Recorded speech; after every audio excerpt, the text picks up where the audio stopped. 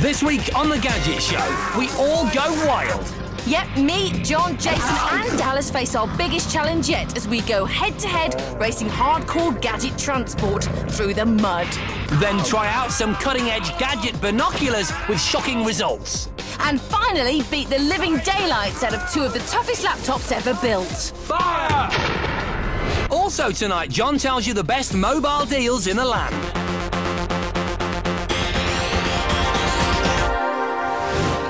And welcome to The Gadget Show. Now, the more observant among you may have noticed that rather than the usual 3 presenters on the couch today, there are 4 of us. And the reason that there are 4 of us is because we all took part in this week's challenge. Yes, but the sofa will become decidedly less busy by the end of the show because this week's challenge was a knockout. That's right. Whoever lost each challenge was sent to the naughty step and then they were sent home in disgrace. And this wasn't a gentle sitting around drinking tea discussing the meaning of life sort of challenge. Nah, this was a roughy-tufty squeeze the cappuccino, scare the heebie-jeebies out of the townies type outdoor challenge. Yeah. So, as is traditional on The Gadget Show, we started with a very muddy race. The setting for our race was this very off-road dirt track just outside Warwick. And we'd be racing around it on 4 of the coolest, meanest and most hardcore off-road vehicles you could ever spend your pocket money on. We'd each got a different style of off-road vehicle to make our mark with. I'd got the Hammerhead GT 150, 150cc 2-seater off-road go-kart. I'd got the iWork Quad, the only electric quad bike sold in the UK. I'd got the Argo Cat Frontier 650, a thoroughly tough 6-wheel off-road monster. And finally, I'd got the absolutely insane GoPed Trail Ripper Quad. After a few minutes practice, we lined up on the start line. 4 laps, no prisoners, lots of mud. John's latent aggression saw him take the lead off the line, but Dallas and I were hard on his tail as we headed into the first corner. I was already in last place on my teeny-tiny GoPed and was completely soaked to the skin. As we headed over the bumps, I took my chance and slipped past John's Argo Cat on the inside, using my superior speed. And I managed the same manoeuvre seconds later, getting a face full of Suzi's mud in the process. This made it tricky for me to see exactly where I was going, but my Hammerhead is actually faster than Suzi's quad. Its 150cc engine is capable of 40 miles an hour. The suspension is really loose, so you can hardly feel the bumps. It's got no gears. You literally just put your foot down and go. My electric quad is no slouch either. It can push 30 miles an hour. Its 72-volt battery powers a 4-kilowatt motor at nearly 3,000 RPM. But bizarrely, being electric, it's utterly silent, which was proving a little unnerving. Although sitting so high up gave me a great view of up-and-coming bumps and puddles. I was having a whale of a time, but Dallas was hot on my heels. Having the engine in the back and so low down, and you can just throw it around. I was enjoying my Hammerhead so much that as we entered the fast corner at the top of the course, I over-egged it and spun out, letting John back past me. I got to catch John. Darn, and double darn. My Argo Cat Frontier can carry up to 1/3 of a ton, and its 620cc engine is capable of a not-too-shabby 24 miles an hour. I've got a 23-horsepower Briggs & Stratton V-twin under here, and it's making really rather good progress. To steer, you apply one set of brakes or the other. When you turn the handlebars right, the right set of wheels has brakes applied, and the left-hand side ones keep turning freely, and you steer to the right. Oh, it's lovely driving through the puddles. I'm sure that's slowing me down. And it was. Dallas's superior speed and control meant it wasn't very long before he'd overtaken me again. Meaning the only one behind me was Jason in his little green thing. And I was having an absolute field day. I was last, I was mummified in mud, and my boots were full of water. But I was convinced my GoPed was the most fun vehicle by a country mile. It's slow off the line, but it's fantastic fun and it's really manoeuvrable. You just use your weight, right? You can do all kinds of cool skids. It's awesome. Oh, yeah! There's not much to it, but the 2-stroke 4-horsepower engine can push it to around 30 miles an hour, which, when you're this close to the floor, feels amazingly fast. Hey! Oh, yes! Go on, little cart! Push it! So slippery, you wouldn't believe it! As we entered the final lap, I was holding the lead, but Dallas was all over me. And as we emerged from the trees for the last time, I just couldn't hold him back. No! Damn it! He's got me on the inside. My Hammerhead superior speed had delivered at last, and just in time to let me take victory in my first ever Gadget Show challenge. I took second. And I claimed a solid third. Leaving me to bounce in at the rear. Thank you very much. Good Oh, work. yeah. You know what? You might have had the fastest machine. You did, but you had the most fun machine. That little green thing was awesome, wasn't I it? absolutely loved it. But of course, OK, by rights, at the end of that challenge, because I was in last place and it's a knockout, Yes. I should have been on my bike. Yes. All right? But I wasn't because things didn't quite go as planned, did they, Scissors? Can I have a look? No, they didn't. Our director decided that he would like a few extra close-up shots that he hadn't got during the race. So he said, would we go around the course another couple of times? Which we duly did, but that's where things went horribly wrong for me. Look at them rubbing their hands with glee. Go on then, press play. OK, so you're looking good at the moment, Suze. Until suddenly, something to do with oscillating bumps, the road conditions, and of course the spectacular and safe nature of a quad. Look at that! Oh! I was really worried. I was right behind when it happened. I was freaking out. It's not funny, is it? It really looks painful. What happened was I hit a bump and it started to go on the side and then I hit another one. There's no going back with a quad bike. It's not like a motorbike that you can save. So I had no chance to watch. I think we're very lucky you're actually thrown sufficiently far away from it. You Well, do, yeah, you definitely do join racing. a prestigious group of celebrities who've had accidents on quads. Rick Mail. Rick Mail. There you go. Ozzy Osbourne. Yeah, Yes. you got it. But it didn't do any good, did it? Because at the end of this challenge, Susie was in the back of a car with a couple of aspirin and a couple of guys called Hans. Twins, weirdly enough, masseurs, whereas I had a hot ticket to join round 2. And round 2 is coming up later when we test binoculars in ways that Dallas found very shocking. Ow! Ow! Oh, my hands are clawed. Also coming up later, Jon saves you money. He's been on the hunt for the very best mobile phone contract deal in Britain. And straight after the break, he'll tell you what it is. Welcome back. Now, I want to talk to you about your mobile phone bills, and more precisely, how you might be able to bring them down. There are thousands and thousands of different mobile contract deals on offer, and choosing between them can frankly be horribly confusing. In order to try and make things a bit clearer, I went in search of the best mobile phone contract deal this country has to offer. There are, at a very conservative estimate, 60,000 different mobile phone deals available. No other consumer good comes with so many different permutations. It's virtually impossible to compare all those deals and work out which offers best value. It's a bewildering variety of phones and tariffs, minutes, texts and SIMs, cashback offers and gifts, and now, courtesy of Orange, raccoons. Where on earth do you start?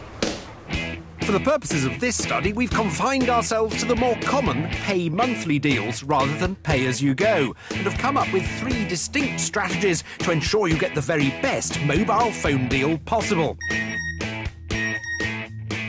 Strategy 1 is something you can do right away. It won't cost you a penny, but will almost certainly save you a packet. When you signed up to your current phone deal, you'll have been told that you can swap price plans during the contract. But most people forget this and stick to the same tariff throughout. The trouble is, the price plan may no longer suit your usage, or may have been superseded by something far more generous. But the phone company won't automatically transfer you unless you ask. Phone companies earn an astonishing £9 billion a year out of people who are on the wrong tariffs. Here's how to avoid being one of them. We got 3 members of the Gadget Show team to ring up their phone providers to ask a simple question. I'd just like to find out whether actually my price plan is suiting my needs at the moment. The phone company runs some software that works out if you could be on a more cost-effective tariff. And in 2 of our 3 real-life case studies, more generous price plans were offered for free. OK, thank you very much. Bye. All right, that's great, because I used to have 500 minutes and 100 texts for £30 a month. Now I've got 600 minutes and unlimited text for the same price, which is great because I use loads of texts. It turns out my deal is about 2 months out of date, so they've put me onto the new one, which is still £30 a month. But instead of having 450 minutes, I've now got 700 minutes. And instead of having 900 texts, I've now got 1,400 texts. And it took 2 minutes. Brilliant. You can carry out a so-called usage review at any time during your contract, but our second strategy is best used when you're coming to the end of a contract. You ring up your mobile phone provider and tell them you want to leave. Nudge, nudge, wink, wink. A mobile phone company will do its utmost to keep your business if it thinks you're serious about leaving. I know, because I tried it myself. It's Amy Wine. Oh, hello. Yes, I was enjoying listening to Amy Winehouse. It was very good. I was thinking of leaving because I can obtain a better deal elsewhere. How do I leave? To begin with, they weren't interested in matching a rival's tariff. But the unlimited text you can't match for the 20 quid with the 500 minutes that I can get on T-Mobile. No. So I asked for the pack code, the code that allows you to transfer your number to a rival network. Yeah, so the code is what? Do you have that? Can you generate that now? This instantly spurred customer services into playing ball. A cheap deal, I suppose. Yes, what sort of cheap deals have you got? Yes, absolutely. Yep. You've been on the course, I can tell. Thanks very much. Great. Cheers. Bye-bye. Well, that's brilliant. One simple call, and I've got another 100 minutes of talk time. I was getting 500, now I'm getting 600. And whereas I used to have just 100 text messages a month, I've now got unlimited text messages. And she's also given me a free Nokia 6300, which she's openly suggested I should be selling on eBay. And I'm still only paying 20 quid a month. Well, that's a right result. So, phone companies always reward loyalty, but they reward new business customers even more. Our third strategy, then, is to bite the bullet and switch your mobile phone provider. But who do you switch to? Many sellers will offer cashback and redemption deals, with exciting gifts like hair straighteners to entice you. I've been checking some of these deals out, and I have to say, instinctively, they feel like spinning bow ties, mere distractions while your pockets are picked. And the stipulations you have to meet to get your cash back are incredibly difficult to carry out. Sending in photocopies of your bills every 6 months, for example. And listen to this baffling small print. For clarification, the 6 months invoice is classed as the first airtime bill issued after you've had the phone for a period of 180 days from the date of connection brackets inclusive brackets. Subsequent bills will be the first ones issued after each 90-day billing period, with the first period commencing from day 180. What does that mean? The tariff scanning websites don't seem that good either. They're just not thorough or current enough to find the best deals. I found better offers by searching directly on the major network providers' websites. Recommending one deal in particular is virtually impossible, given everyone has slightly different requirements. But if you're totally addicted to text, then Orange's Dolphin 15 looks good. Just 15 quid a month for unlimited texts. If, on the other hand, you prefer talking, then Three's Mix and Match gives you 1,100 minutes for just 20 quid a month. At least it does at the moment. The really generous offers are only on sale for a limited time. This Mix and Match deal, for example, has just 18 hours or so left to run. There really are no shortcuts to finding a great tariff. You've just got to scour the special offers pages rigorously and pounce when you find something you like. Well, I think it's fair to say it's a bit of a quagmire out there, isn't it? Yep, absolutely. But if you had to plump for one of the 60,000 deals that are out there, what would you go for, then? I'd go for T-Mobile's Flex 35 on the internet. You get a Nokia N95, which is a well-specified phone. You get 1,000 cross-network minutes, 2,000 texts, any combination of the two for £27 a month. It's an 18-month deal, but I think it's one of the best deals out there at the moment. OK, any other advice? Well, You can barter. Always remember you can deal. And because mobile phone use is plateauing, we've all got them now, the only way companies can attract new business is to get you to swap networks. So use your power of barter, swap your network, keep abreast of the ever-changing deals out there, and don't be afraid to deal, because remember, you've got the power. OK. Right, Suze, I want to show you the R2-D2 projector. Yay! OK, but we need the lights down first. Ooh. Isn't he fantastic? He does look fantastic. Inside is a DLP projector, which gives a very high-quality image. There's been a furore on the internet about the arrival of this little chap. Finally, he is here, and the Gadget Show able to show him to you. He's a kind of all-in-one entertainment machine. Everything you can throw at him, OK, he will take. So USB memory stick with your movies or your music content, all the kind of SD cards and memory sticks that you can think of. He's got a little DVD slot in the front so you can load your movies directly into him. Isn't that cool? And on the back, inputs for all your games consoles, your Wii, Xbox 360, they can all be inputted so you get your image on the screen, which is brilliant. Oh, but you'll love this, Suze. You'll absolutely love this. Look, the iPod dock. Good noise! Isn't that just the best? Yeah, that's really, really cool. But I'll tell you what's even better than all of that. The remote control. Check it. Millennium Falcon! Check it, Millennium Falcon remote control, which gives me access to all of the technology inside him, but also his movement, because he actually moves. So I'll demonstrate it by trying to throw that image up onto the ceiling. Let me just try.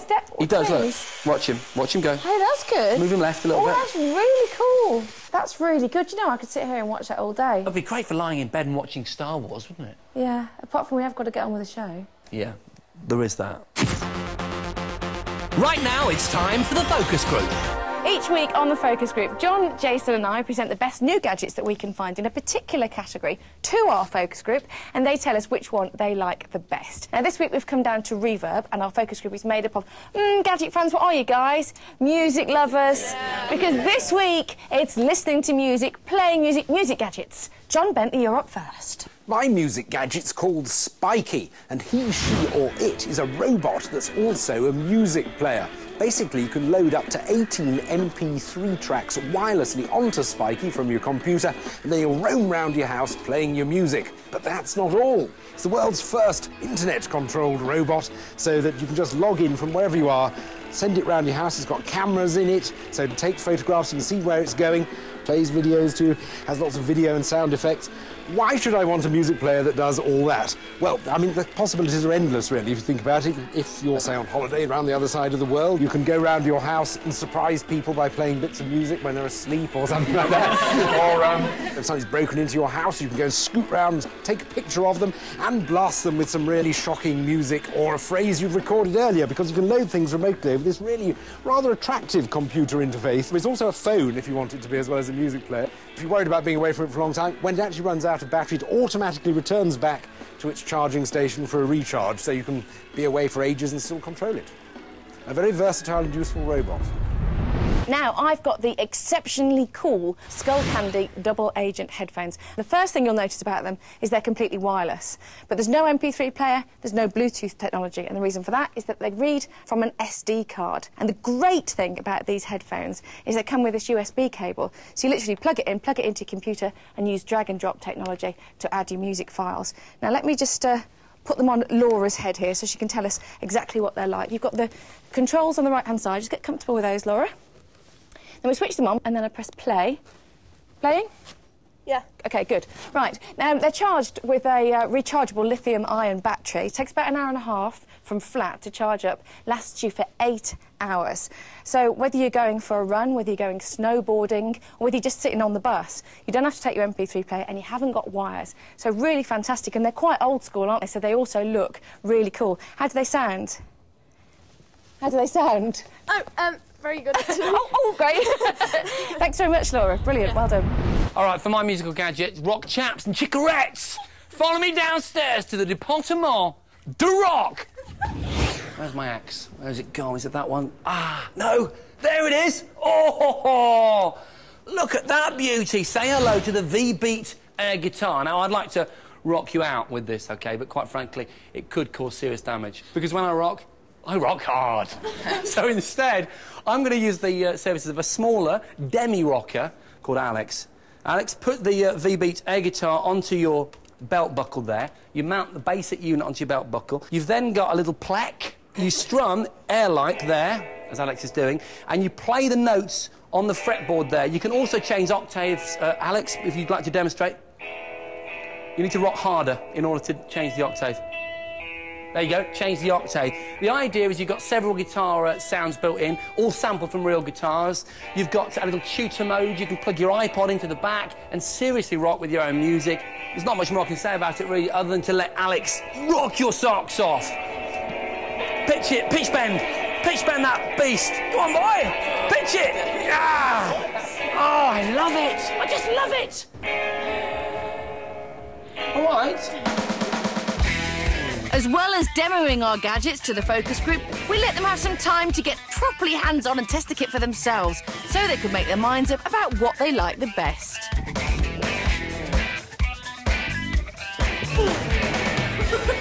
I think it's a really fun and easy way to communicate with people all around the world. I really like him. The controls on the computer are really good as well. Control it from anywhere, it's great. I just like the way you can spy on people with it. I just think it's brilliant. I think it's really cool because I myself can't play the guitar, so using this I can pretend that I can. Yeah, it's really realistic. I love it. You can play different chords and notes and stuff. I really like the fact that they're wireless. You've got this easy control panel here, so it's not that complicated. And the sound's really clear and they're really loud. You can't hear anything else, so yeah, definitely. All right, focus group members, it's finally time to vote. You can only vote for one of our 3 gadgets. The question is, which one? Are you going to go for Spiky? If so, put your hand up in the air. OK. 2 for Spiky. 2 for Spiky. All right. What about Suzi's Skull Candy double agent headphones? 1, 2 again. OK, and what about number 3, the VB air guitar? Yeah, we're going to win! Which means I'm going to rock you hard!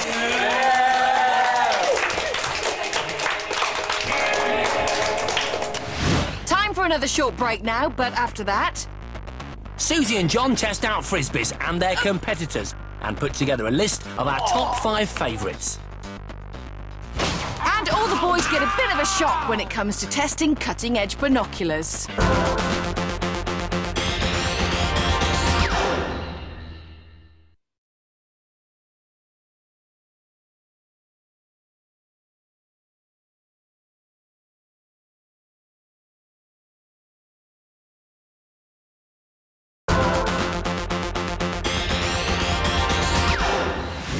Welcome back. Now let's get straight on with this week's Wild Challenge. You might remember that I had to retire early, injured, because I'd had a little bit of a battle with my quad bike.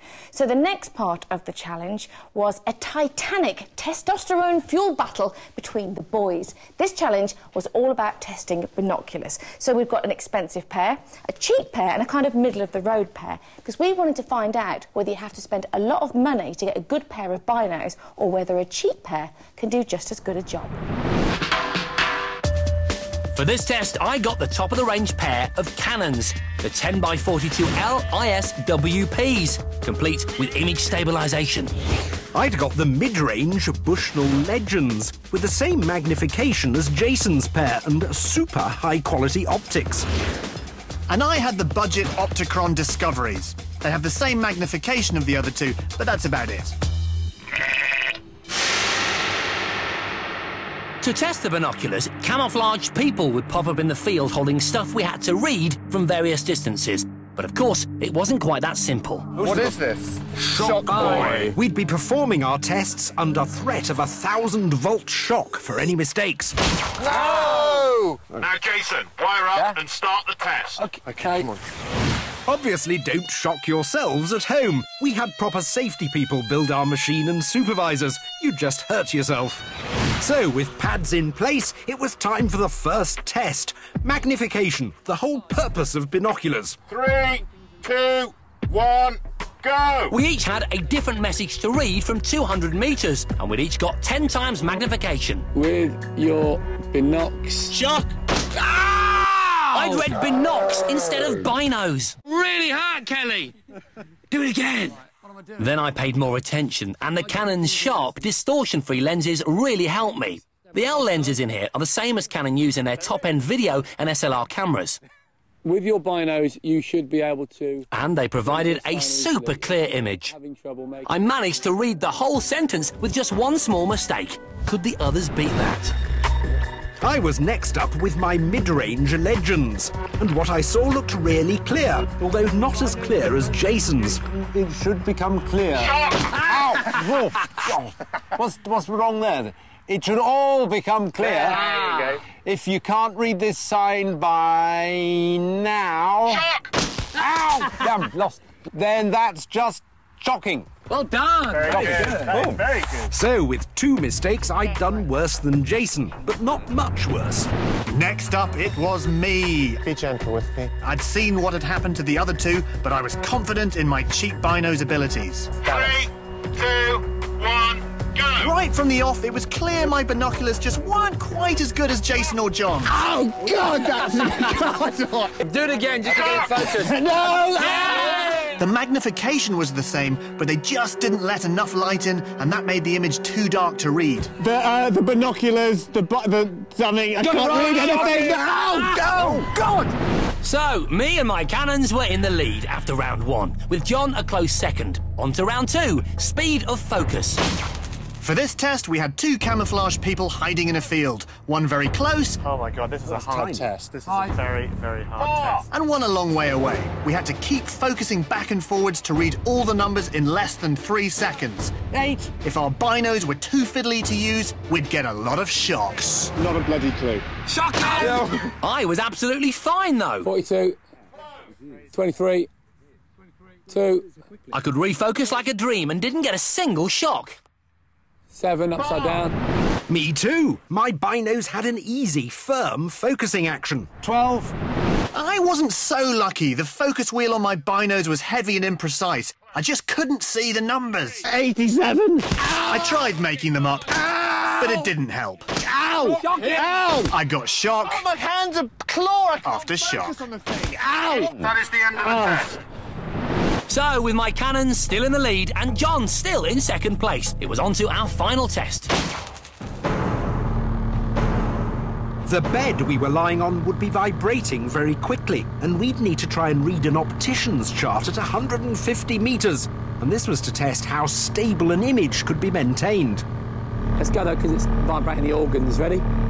Image stabilisation on. Oh, this is hard. W, S, F. And this is where my cannons really came into their own, with their image stabilisation technology. 2 sensors inside detect the angle and speed of any movement, and little motors move the lenses in the same direction, counteracting the shake and maintaining a stable picture. And with image stabilisation switched on, I was able to read the entire optician's chart. O-G-F. You have passed your driving test. Yes! For Dallas and me, it was an altogether less pleasant affair. I can't see a thing. Shocking! Ow! With neither of our binoculars packing image stabilisation, neither of us could read a single letter properly. Shocking! Oh, God, make the hurting stop! Ah! Oh. I'm seeing vibrating sheep. Finally, though, Dallas did just about recognise a T. T.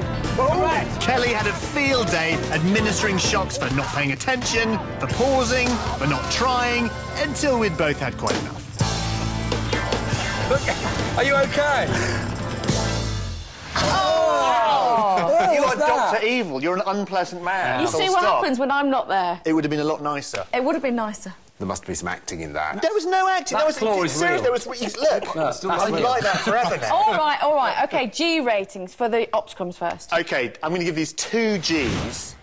Under normal circumstances, they're fine. I mean, you can see stuff far away, which is the point of them. But when we were moving around and people were jumping up, they were no good at all. OK, yours, John. I'm going to give these Bushnells 4 Gs because I think they're unexpectedly good for the money. They really were quite a competent pair of binoculars. OK, and finally, the cannons, Jace. 5 Gs. Ooh. For the cannons, because they do exactly what you want them to do. Absolutely brilliant.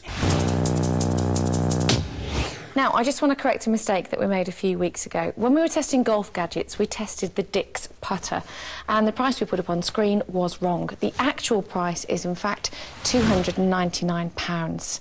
Now, we do pride ourselves on the Gadget Show at getting everything absolutely right, so I'm sorry about that. I just thought you'd like to know the information.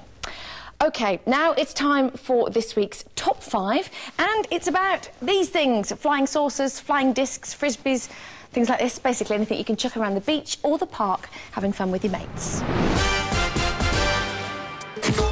So, in the interest of true gadget research, we've combed Britain's toy shops to choose the very best ones available. But they're not all technically frisbees, because frisbee is the brand name. So we've got flying discs, flying rings, galactic flyers. What's this? Yackle balls. But we don't really care about the silly names. These things are all about going down to the park and throwing them so far that your mates have to be in France to catch them. So we've got together a huge collection here. We want to find the top 5. Frisbees need to fly well and go where you aim them, but most of all, they need to be fun. Look at that! that! It's actually quite fun, isn't it? So first off, we had a gentle chuck about to sort out the dunces from the dancers. Try the ring. Ooh! It might look like we were just having a laugh, but don't forget, this was a serious test, and we were concentrating incredibly hard on having the most fun. Is this going in the S? That's going in the no. The wicked flyer. Oh, God. Even though many of the discs look the same, I'll put that on the S file. They have subtle differences in size, shape and weight to make them more aerodynamic. Oh, that's rubbish. So, these are the ones you can have fun with in the park. And these are the rejects. But it's not just about having fun lobbing them around, no. It's time now to get scientific. As with most things in life, it's the longer the better. So we use this trundle wheel to put out tape markers every 10 metres. I don't know how Beijing's going to cope without us. By doing this, we'd quickly be able to see how far they went and select the 10 that travelled the furthest. Check out the legs. So I'm going to throw them as far as I can up our beautifully marked field. And I'm going to see where they land to sort out the 10 that travel the furthest. Ready, John? Yes! OK, so I'm not the greatest thrower, but everything was getting an equal chance. It looks pretty in the air, but it's only just making 20 metres. It was looking like putting markers out at 50 metres was a trifle optimistic. That's 11 metres there, I would say. But I had high hopes for my next throw. It's time for the hover disc. Ready? Yes. You fill the hover disc with helium, so when the wind's in the right direction... Go on! Yes! Oh, and it's so delicately is moving into the lead. It's unbeatable. It's coming up to the 30-metre line. Look, it's still going. It's going past 40 metres, 50 metres here. It's not going to stop. I'm going to intervene before it causes a traffic hazard on the main road. So, after some brilliantly consistent throwing by Suzi, we collected up the 10 that had travelled the greatest distance. It's all very well having a disc that can fly for miles, but it's very annoying when it keeps on getting stuck in a tree. So for our final test, we're going to see how well we can aim them. Having set Mavis the mannequin up as a target, I tried aiming at the bullseye while John marked where each one landed with a coloured flag. How close each one got to Mavis then decided the final order of our top 5. Yes! At number 5, the Aerobie Flashlite Disco with its crazy glow-in-the-dark fibre optic lights. At number 4, the original frisbee, showing why it is still a brilliant design even after half a century. At 3, the Aerobie Superdisc Ultra. It's a soft rubber ring with a clear plastic centre, producing wobble-free accuracy. At 2, those frisbee guys have upped their game with their 50th anniversary disc. But without a doubt, the Gadget Show's top flying flinger is the Aerobie Pro. This ring holds the Guinness World Record for the farthest throw, and in our test, it was the only one to hit the target. Yes! Time for the final break in the show now, but after that... John and I test 2 of the toughest gadgets ever made, to the very edge of destruction, and maybe beyond. We're talking very rugged laptops, but just how much Gadget Show punishment can they take? Find out very, very shortly.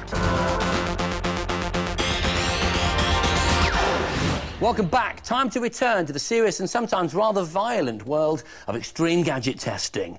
You'll know that this week's challenge is a knockout. So, in round 1, Suzi bit the dust, quite literally, when she was spectacularly thrown off her electric quad bike. In round 2, for some reason, Dallas couldn't cope with being continually electric shocked, so we had to say goodbye to him, which brings us to round 3, and me and John. Now, to decide a winner, what better way than to test a couple of gadgets to destruction? And what better gadgets than these? 2 of the world's toughest ever laptops. First up, I've got the current holder of the Gadget Show's rugged laptop crown. the latest version of Panasonic's Toughbook, now with a faster processor and a larger hard drive. It's specifically designed to work in tough outdoor environments. I've gone for the closest competitor to the Toughbook, Motorola's brand new ML910. It's a real beast of a machine designed with the military, the police and the fire brigade in mind. Our first test involved 10 tons of builder's sand. Careful not bang the table, guys, because you might damage our laptops. Laptops have an IP, or ingress protection rating, composed of 2 numbers. The first number refers to the protection against solid objects like dust and dirt, and the second number against liquids. We'd be typing away on our laptops while getting buried in sand to see if they'd live up to their high IP54 protection rating. The maximum's actually 6. What 5 means is that they're protected against dust getting inside and there's very little chance of it happening. Yeah, but should anything penetrate the inside of the computer, it's quite bad news. You know, it affects the airflow, which can encourage a computer to overheat. Yep. And also, it can actually play havoc with the circuitry. It can corrode the circuitry inside the machines. Once we were sufficiently buried, we were left for 10 minutes to give the laptop fans time to pull in any sand or particles if they were going to. 10 minutes up, it was time to get out. Right. I've got a call. Aha! Still on! Is it? Yes. It's gone into log off. And it's there. There's the article. Fantastic. With both laptops still working, it was time for the next test. How waterproof they are.